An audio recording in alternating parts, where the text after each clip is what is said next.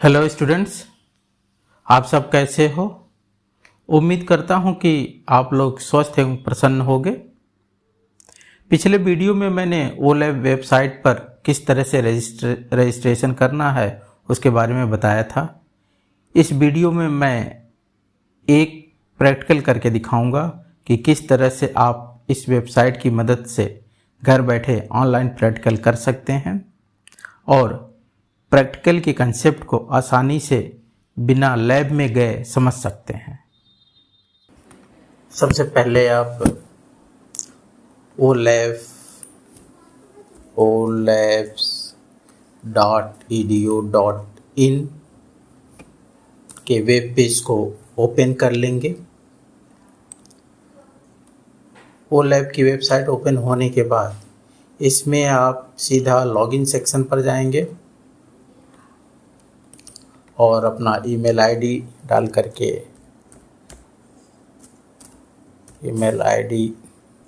जैसे मैं अपना ईमेल आईडी डाल रहा हूँ।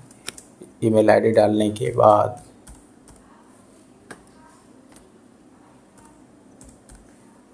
फिर पासवर्ड डालेंगे।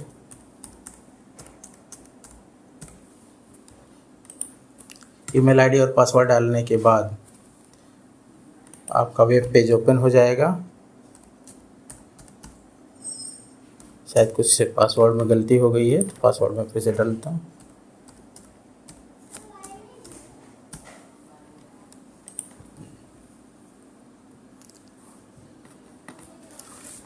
ये ओलैब की वेबसाइट पूरी ओपन हो जाएगी। इसमें आप नीचे देख रहे होंगे कि physics, chemistry, biology, maths, English, rectangular box में physics, chemistry, biology, math, English ये लिखे हुए हैं। आपको जिस सब्जेक्ट का प्रैक्टिकल करना है उस सब्जेक्ट के ऊपर कर्सर ले जा करके क्लिक कर दीजिए। सपोज करिए कि मुझे केमिस्ट्री का प्रैक्टिकल करना है तो मैं जो है यहाँ पर केमिस्ट्री के ऊपर क्लिक कर दे रहा हूँ। अब इसके बाद दूसरा वेब पेज ओपन होगा जिसमें ढेर सारे प्रैक्टिकल नज़र आ रहे हैं। आप देख सकते हैं कि इसमें ढेर सारे प्रैक्टिकल्स हैं। जैसे क्लास 12 का सबसे ऊपर में क्लास 12 का लिखा हुआ है। उस क्लास 12 में जो है इतने सारे प्रैक्टिकल्स हैं। पहला प्रैक्टिकल मैं नाम बता दे रहा हूँ, determination of EMF of a cell. दूसरा प्रैक्टिकल है determination of concentration of potassium permanganate solution. तीसरा है kinetic study on the reactions between iodide ion and hydrogen peroxide. अब आपको जो भी प्रैक्टिकल करना है उसको सिलेक्ट करिएगा। अच्छा, प्रैक्टिकल कराने से पहले एक चीज़ और मैं कंफर्म कर दूं कि इसमें केवल क्लास 12 का नहीं, उसके नीचे क्लास 11th के भी प्रैक्टिकल्स दिए हुए हैं। इतने सारे क्लास 11th के प्रैक्टिकल्स हैं। फिर क्लास 10th के भी प्रैक्टिकल दिए हुए हैं और क्लास 9th के भी प्रैक्टिकल्स दिए हुए हैं। तो यदि आपके छोटे भाई बहन हों तो आप उनको रिफ़र कर सकते हैं कि इस वेबसाइट पर जा कर के वो अपना प्रैक्टिकल कर सकते हैं, ऑनलाइन प्रैक्टिकल कर सकते हैं। अब आते हैं हम लोग क्लास 12 के प्रैक्टिकल पर। तो आज जो हम लोगों को प्रैक्टिकल करना है that is the determination of concentration of potassium permanganate solution. Potassium permanganate solution की कंसंट्रेशन का पता लगाना है। उसको जैसे ही आप क्लिक करेंगे तो दूसरा पेज ओपन हो जाएगा। दूसरा पेज ओपन होगा जिसमें लिखा हुआ determination of concentration of potassium permanganate solution, red colour में लिखा है। उसके नीचे थियरी है, then procedure, animation, simulator, video, viva voce, resources and feedback, ये जो हैं लिखे हुए हैं। और ये सब यहाँ हाइपर लिंक्स हैं। यहाँ पर आप जो है इस पर क्लिक करके आप उनको देख सकते हैं।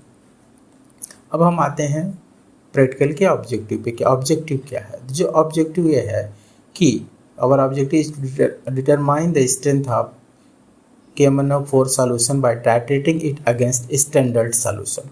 तो दो सॉल्यूशन का यूज़ किया जाता है for the determination of concentration of potassium permanganate solution. One solution is oxalic acid solution and another solution is ferrous ammonium sulfate, that is also known as the Mohr salt solution. Then theory part is given here. theory part को आप लोग कायदे से पढ़ लीजिएगा ऊपर। अच्छा हाँ, एक चीज़ और बता दूँ, end point. What is the end point of titration? The end point of titration means that when the permanent pink color will appear during the titration, that is said to be the end point. उस समय end point कहा जाता है। तो जब आप titration करेंगे, अभी देखेंगे कि एंड पॉइंट कैसे आएगा। So in terms of language, the end point of a titration is the point at which the reaction between the titrant and analyte becomes complete, यानी कि you can say that titration is complete. Generally the end point of a titration is determining using indicator. In some cases either the reactant or product can serve as indicator. The best example is the redox titration using potassium permanganate. In this case, in this titration the potassium permanganate is used as a self indicator. ये एक self indicator है, तो हमको यहाँ पर किसी दूसरे indicator की ज़रूरत नहीं पड़ती है। ये थियरीज दी हुई हैं, आप इन थियरीज को देख सकते हैं किस तरह से इक्वेशंस बने हुए हैं और how we can determine the molarity of given potassium permanganate solution. Molarity कैसे पता लगाना है पोटेशियम परमैंगनेट सॉल्यूशन को, सब लिखा हुआ है। अभी इसको आप जो है पढ़ सकते हैं। On the basis of A requirement you can write either the reactions with oxalic acid or you can write the reactions of potassium permanganate with Mohr salt solution। ये जिस तरह से आपके टीचर ने कहा उसके अनुसार जो आप लिख सकते हैं। यदि आपके टीचर ने कहा है कि आपको जो टाइट्रेशन करना ऑक्जेलिक एसिड के साथ टाइट्रेशन करना है तो उसका रिएक्शन लिखिए। यदि उन्होंने कहा है कि आपको फेरस अमोनियम सल्फेट के साथ रिएक्शन करना है तो उसका जो है इक्वेशन लिखिए। Then come to the procedure. हम दूसरे पार्ट पे आते हैं, प्रोसीजर पर। प्रोसीजर पर सपोज करिए कि हम जो है सीधा आते हैं, जो है we have to determine the strength of given potassium permanganate solution using standard Mohr solution of salt, यानी कि standard solution of Mohr salt. हम मोहर साल्ट का यूज़ करके यानी कि फेरस अमोनियम सल्फेट का यूज़ करके जो है पोटेशियम परमैंगनेट की स्ट्रेंथ का पता लगाएंगे। तो जो जो चीज़ों की रिक्वायरमेंट होती है लैब में, जिन जिन ऑपरेटर्स की रिक्वायरमेंट होती है उनके फिगर बने हुए हैं आपके सामने, इस स्क्रीन पर देख सकते हैं। पहला है जो इलेक्ट्रॉनिक बैलेंस की ज़रूरत होती है, distilled water, dilute H2SO4, concentrated sulphuric acid, test tube चाहिए, वेइंग बोतल चाहिए, पोटेशियम परमैंगनेट तो चाहिए and we need 250 ml conical flask, tripod stand. Then this is the watch glass, यानी कि we need ferrous ammonium sulphate, ये salt तो चाहिए, and 250 ml beaker, 250 ml standard round bottom flask, ठीक है। टाइल्स चाहिए, वाइट टाइल्स, बर्नर, ठीक है। This is the burette, funnel, this is 20 ml pipette, glass rod if needed, wire gas and burette stand. Of course burette stand is very much necessary, इसकी सबसे ज़्यादा ज़रूरत होती है ब्यूरेट स्टैंड की, ठीक है। अब प्रोसीजर क्या है, अब यहाँ पर आप प्रोसीजर पूरा पढ़ सकते हैं। You can go through the procedure how you have to perform the titration using an electric balance weighing exactly 4.90 gram of Mohr salt crystal in a weighing bottle, यानी कि हमको जो है 250 ml के लिए 4.90 ग्राम मोहर साल्ट की रिक्वायरमेंट होती है। तो 4.9 ग्राम ऑफ मोहर साल्ट को हम लेंगे और उसको जो है राउंड बॉटम फ्लास्क में डाल देंगे। राउंड बॉटम फ्लास्क में डालने के बाद थोड़ा सा पानी मिक्स करेंगे, 10 या 15-20 ml पानी मिक्स करेंगे और उसको कंप्लीट सोल्यूशन प्रिपेयर कर लेंगे। Then you have to add at least in this here given at least 20 ml of sulphuric acid, 20 ml sulphuric acid डाल देते हैं और then we have to make up the solution up to the mark, यानी कि 250 ml का है 250 ml तक हम डिस्टिल वाटर डाल करके इसको रख देंगे, ठीक है। So you can go through this procedure, आप प्रोसीजर को देख सकते हैं और इसके अनुसार जो है आप टाइट्रेशन करेंगे। ऑब्जर्वेशन कैसे लेना है, ठीक। ऑब्जर्वेशन के लिए एक ऑब्जर्वेशन टेबल प्रिपेयर करेंगे। ऑब्जर्वेशन टेबल में जो है first initial reading of burette, then final reading of burette, then volume of potassium permanganate, इस तरह से लेना है और फाइनली जो है रिजल्ट हो जाएगा। तो इस तरह से आपको टाइट्रेशन करना है। Next come to the animation part. अब हम एनिमेशन को क्लिक करते हैं, अभी ओपन हो रहा है, यस। ये एक वीडियो खुल गया है, इस वीडियो को आप लोग देख लीजिएगा और We require a 250 ml conical flask, 250 ml standard flask, Mohr's salt crystals, 250 ml beaker, distilled water, यहाँ पे क्या क्या चीज़ की रिक्वायरमेंट होती है बताई जा रही है कि जो चीज़ की रिक्वायरमेंट है उसके बारे में एक्सप्लेन किया जा रहा है कि किन किन चीज़ों की आपको ज़रूरत पड़ेगी ड्यूरिंग द टाइट्रेशन। तो इसको देख करके आप समझ सकते हैं। Now come to the another part that is the simulator. इसको देखने के बाद हम दूसरे पार्ट पे आते हैं, सिमुलेटर पे। सिमुलेटर सबसे इम्पॉर्टेंट पार्ट है इस पूरे टॉपिक का, या कह सकते हैं कि इस पूरे लेक्चर का। इसमें मोहर साल्ट लिखा हुआ सबसे टॉप पे, टाइट्रेट हमारा मोहर साल्ट है। ड्रॉप रेट, आप कितना ड्रॉप गिराएंगे, ड्रॉप बाय ड्रॉप।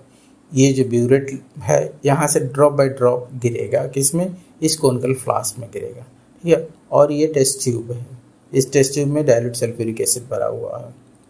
इधर आपके राइट हैंड साइड में ये जो है ट्राइपॉड स्टैंड है, इसके ऊपर वायर गेज रखा है और बर्नर है। यदि जरूरत पड़ेगी तो इसको हीट करना है। क्योंकि हम जो है मोहर साल्ट से का यूज़ कर रहे हैं तो यहाँ पे हीटिंग की रिक्वायरमेंट नहीं है। सपोज़ करिए हमने जो है ड्रॉप रेट को 1 कर दिया, यानी कि एक ड्रॉप जो है गिरेगा, और इसकी मोलैरिटी जो है, मोलैरिटी ऑफ टाइट्रेट यानी मोलैरिटी आप इसको हम 10 लेके चलते हैं। और जो हमारा ब्यूरेट है, ब्यूरेट जो 20 ml कैपेसिटी का है, तो उसके बाद इस पर क्लिक कर देंगे। ब्यूरेट 20 ml कैपेसिटी का है। इतना करने के बाद ये जो सल्फ्यूरिक एसिड इसके पास लाएंगे और इसमें डाल देंगे। देखिए हम पहले क्लिक किए थे तो कुछ नहीं होता, लेकिन सल्फ्यूरिक एसिड डालेंगे जब इसके पास, इस conical flask round butter conical flask में, तब डालने के बाद सल्फ्यूरिक एसिड डालने के बाद इस कोनिकल फ्लास्क को जो हम ब्यूरेट के नीचे ला करके इस तरह से रख देंगे। ब्यूरेट के नीचे ला के मैंने इस तरह से रख दिया। अब आप चाहे तो यहाँ से स्टार्ट करिए या चाहे यहाँ से स्टार्ट करिए। अब देखिए स्टार्ट की बटन जो दिखने लगी, ताकि हम क्लिक कर दें तो स्टार्ट हो जाए। मैं यहीं से स्टार्ट कर देता हूँ। मैं स्टार्ट, देखिए ड्रॉप बाय ड्रॉप जो है पोटेशियम पर मिनट इस मोहर सॉल्ट में आ रहा है। अब हमारी पूरी नज़र जो है इस नीचे होनी चाहिए, इस एरिया में होनी चाहिए जहाँ पर ये ड्रॉप बाय ड्रॉप पोटेशियम पर मिनट गिर रहा है। देखते हैं कितना समय लगता है। एंड पॉइंट क्या है, एंड पॉइंट पर जो ये सोल्यूशन है जो अभी कलरलेस है, इसका कलर जो है पिंक कलर हो जाएगा, यानी कि परमानेंट पिंक कलर। तो permanent pink colour will give the end point, यही एंड पॉइंट कहलाएगा।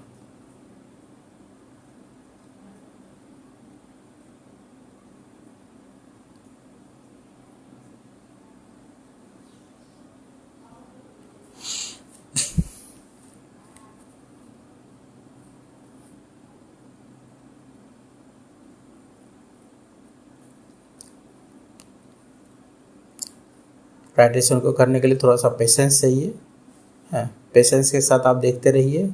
यहाँ पर देखिए एक ड्रॉप गिर रहा है तो पिंक कलर हो रहा है, फिर पिंक कलर डिसअपियर हो जा रहा है। बिल्कुल यही चीज़ जो है जब हम लैब में परफॉर्म करते हैं तो लैब में भी ऐसे ही होता है।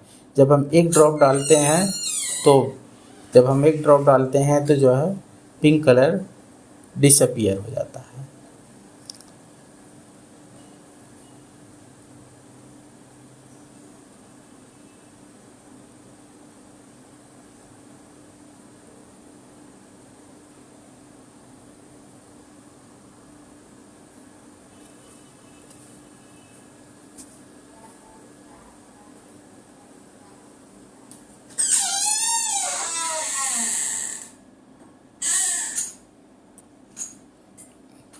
आप लोग देख सकते हैं कि काफ़ी वक्त लग रहा है।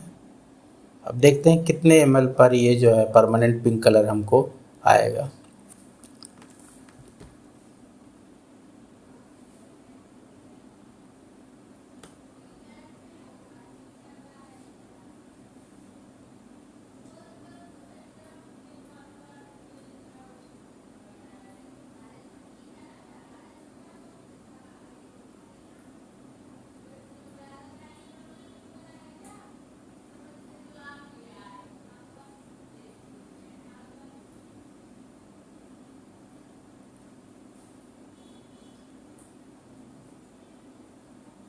आप लोग सोच रहे होगा कि नहीं हैं, होगा, पिंक कलर अपीयर होगा, लेकिन थोड़ा सा वक्त लग रहा है। देखते हैं कितना ml पोटेशियम पर मैग्नेट कंज्यूम हो रहा है ड्यूरिंग दिस टाइट्रेशन, इस टाइट्रेशन में कितना कंज्यूम हो रहा है। इस कोनिकल फ्लास्क में हमने 20 ml जो है मोहर साल्ट लिया और ये जो टेस्ट ट्यूब है, टेस्ट ट्यूब में 20 ml डाइल्यूट सल्फ्यूरिक एसिड इसमें डाल दिया। या तो एक पूरा टेस्ट ट्यूब डाल दीजिए या तो जो है नाप के डाले। तो नॉर्मली ये देखा आ गया, ये देखिए पिंक कलर आ गया। अब हम इसको जो है बंद कर दिए, ये बंद हो गया अपने आप, ठीक है। तो हमको यहाँ तक करना है कि जब परमानेंट पिंक कलर आ जाए वैसे ही हम यहाँ पे इस नोजल को बंद कर देंगे या यहाँ पे स्टॉप बटन आएगी उसको स्टॉप कर देंगे। अब इसके बाद क्या करना है, इसके बाद आइए नीचे, ये देखिए मोलैरिटी ऑफ टाइट्रेट। तो कितनी मोलैरिटी का टाइट्रेट यूज किया, यहाँ पर हम लिखते हैं इक्वेशन 1 नहीं, यहाँ पर जो है हम रीडिंग नोट करते हैं।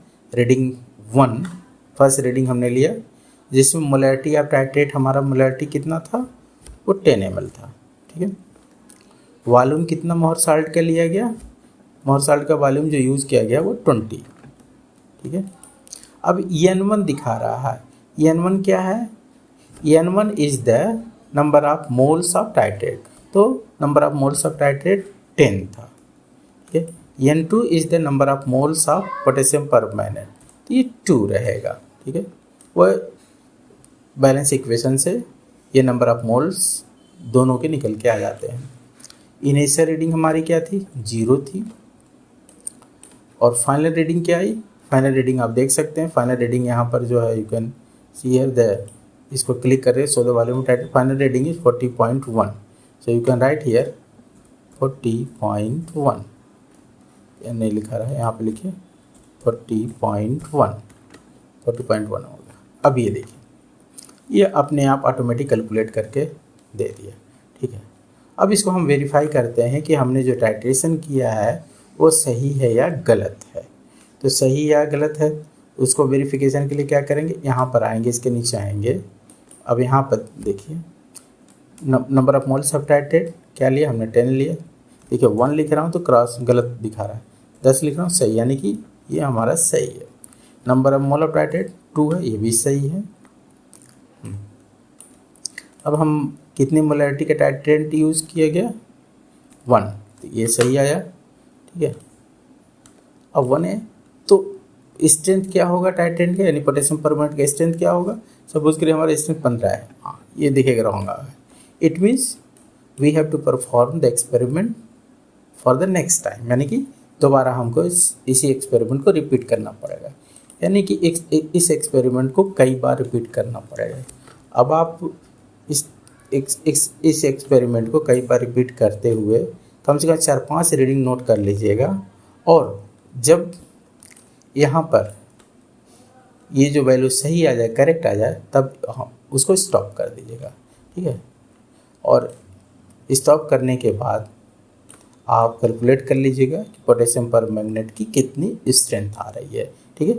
If that strength is correct तो कंप्यूटर अपने आप बता देगा, यदि गलत है तो फिर से आपको एक बार और टाइट्रेशन करना पड़ेगा। इस तरह से आप जो है ऑनलाइन प्रैक्टिकल कर सकते हैं इस